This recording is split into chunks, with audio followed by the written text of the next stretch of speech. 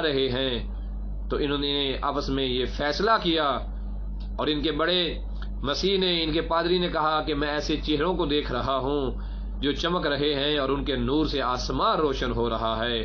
اگر محمد مصطفیٰ ان لوگوں جو جن شخصیات کو لے کے آئے ہیں، اگر ان کے ذریعے سے خدا کی بارگاہ میں دعا کریں اور یہ کہیں کہ یہ بے جان پہاڑ چلنا شروع ہو جائے، تو میں یقین سے کہتا ہوں کہ یہ جو آنے والے لوگ ہیں، ان کے چمکتے ہوئے چہرے ہیں، ان کی عظمت کی وجہ سے بے جان پہاڑ بھی جو ہے وہ اپنی جگہ سے حرکت کر دے گا۔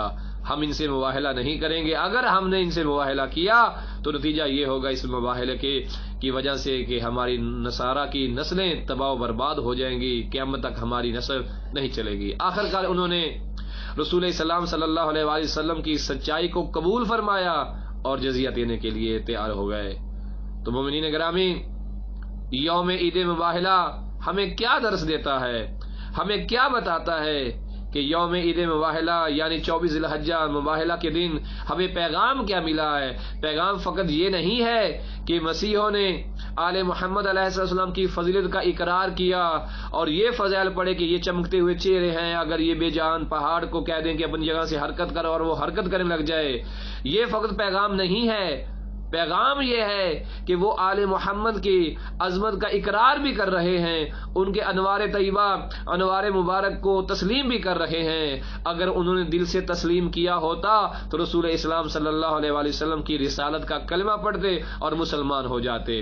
وہ مسلمان نہیں ہوئے، انہوں نے فضیلت کو مانا ضرور ہے، قبول ضرور کیا ہے، لیکن جزیہ دے کر وہ انہوں نے نجات حاصل کی ہے، لیکن اسلام قبول نہیں کیا۔ ہمیں یوم عید مباہلہ 24 ذی الحجہ کا دن پیغام دیتا ہے کہ ہم نے فقط اور فقط آل محمد کو ماننا نہیں ہے، زبان سے اقرار نہیں کرنا ہے، بلکہ ہم نے ان کی بات کو تسلیم کرنا ہے۔ جو تعلیمات آل محمد علیہ السلام نے ہمیں دی ہیں ان کے اوپر عمل کرنا ہے۔ جو حلال و حرام انہوں نے سکھایا ہے اسے ہم نے سیکھنا ہے اور اس کا فرق کرنا ہے۔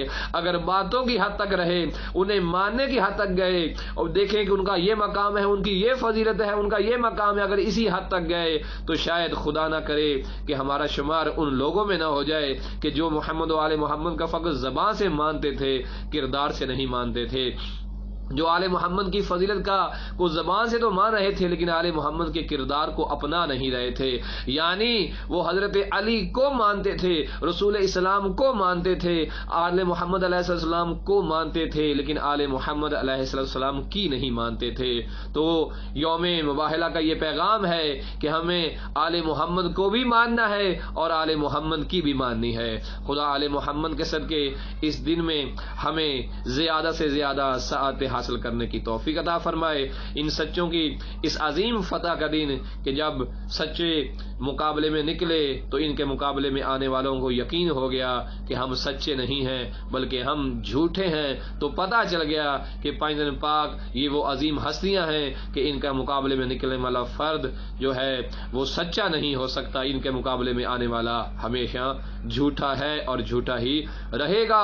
خدا پائندن پاک کے صدقے ہمیں سچ بولنے کی توفیق عطا فرمائے اور ہمیں دین کو صحیح معنوں میں اپنانے کی توفیق عطا فرمائے۔ پروردگار محمد و آل محمد کا واسطہ اس دن کے صدقے ہم سب کے اور ہمارے والدین اور مرحومین کے گناہ صغیرہ کبیرہ معاف فرما۔ آل محمد کا واسطہ امام زمانہ کے ظہور میں تعجیل فرما برحمتک یا ارحم الراحمین۔ اللہم صلی علی